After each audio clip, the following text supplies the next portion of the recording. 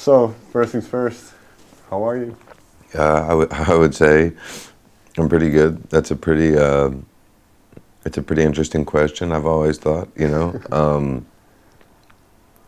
the possibilities of how okay I'm how okay I'm going is it's just pretty bizarre. But right now, um, this exact moment, I would say I'm doing pretty good. I've been on tour for.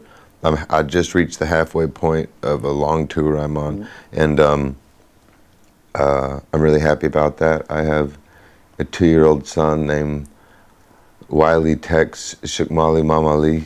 It's Chickasaw. It means when it was lightning, he jumped. We hadn't felt the baby in a long time, and he was pretty big, so it was weird not to feel any movement. Mm. And he was an active little fucker. Sorry, I'll keep the cussing down. And one night, it was just like lightning struck, like it sounded like it was like next door. I mean, it was so loud, and all of a sudden, she just said he just like went hard as went like Superman, to sing, and so that's how he got his name. And he's 2 years old, like I said.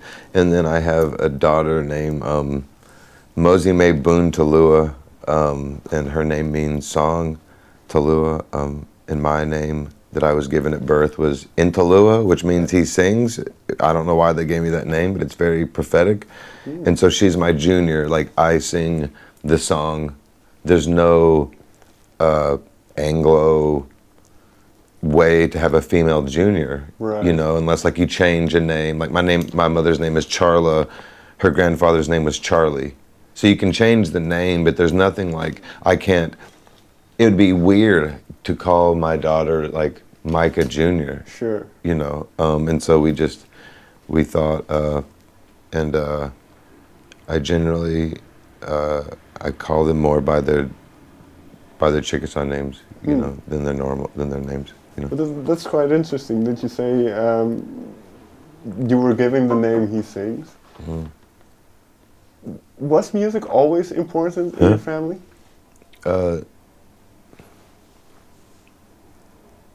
It's a good question. I don't know. Yes, I guess so. My grandmother on my mom's side, she played accordion and piano, gave lessons.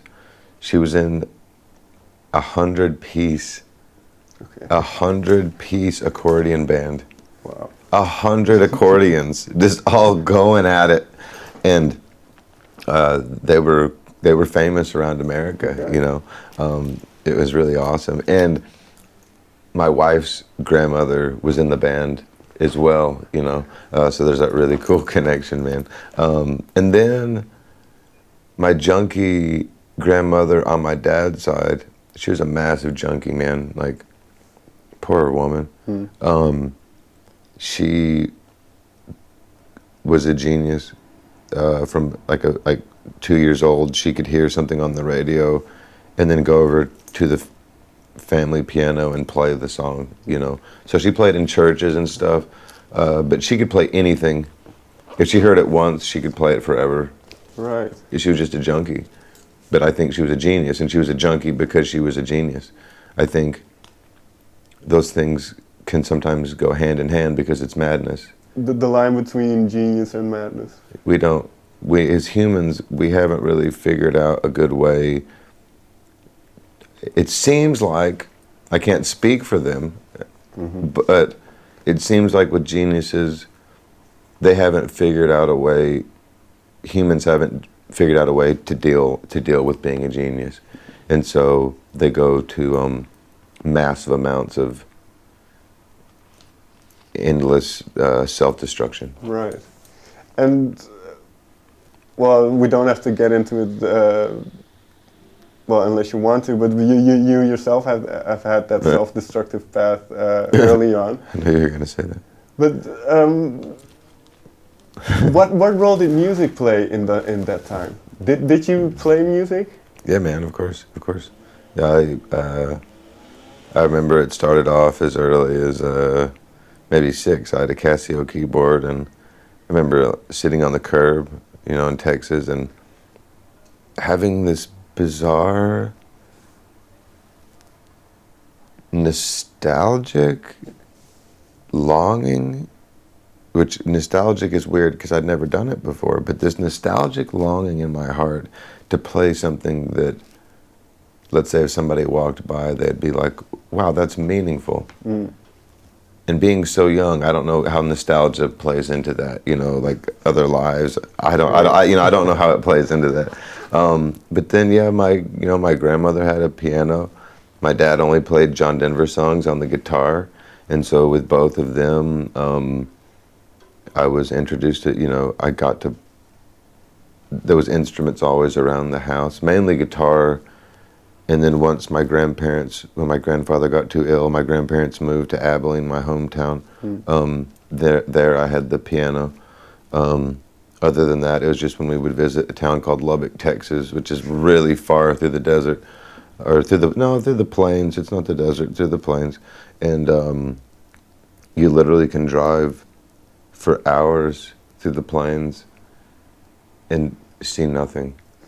I mean, just nothing. The Coronado, famously, he was up in Amarillo, which means gold, and he thought that's where the Aztecs had their gold or whatever. So he goes out to the fucking plains, and it was said back then that the plains were like, there was grass that was almost like, let's say 5 feet. I don't know what that would translate to, but I'm just going to talk like. No, that's fair. That's fine.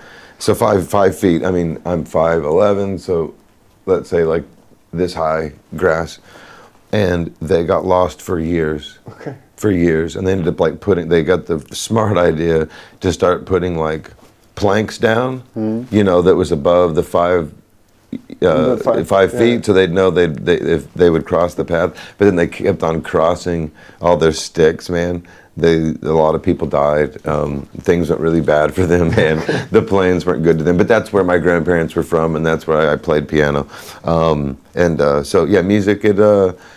I guess you were talking about like my sordid past and stuff, and like how music played a role. Well, but you mentioned just now that hearing those songs, that music can be something meaningful. What made you figure out that you putting words to paper and singing them could have meaning, could have an effect on people and on yourself as well? I still don't believe it. Okay. I still don't believe that I try my best to do that. I try my best to do meaningful things with my music, and people tell me that it's meaningful, and there's like all this evidence. And so it would be so easy to be like, wow, what I do is so goddamn meaningful. But in the end, that wouldn't do me any good. So I take what people say, I take them as compliments. It's very kind that they say the things that they do, things that I experience, but that doesn't mean that I have to believe them. It will be a never-ending journey to try to find something truly meaningful, right. Like truly holy, like something beyond this world. So is that kind of what drives you in music and in songwriting, the kind of looking for the divine, looking for... I've never had that question before. Well, let me phrase it differently. What is your drive, so to say? No, I think you hit it on the head, man. I think you hit it on the head. Divinity, I guess, like in my mind, the way that I view divinity is that, like, I follow in my life a God who is imperfect. Mm-hmm. And so the struggle for me is like, how do I follow this great eyeball in the sky that is about kindness and joy and forgiveness and grace and love and,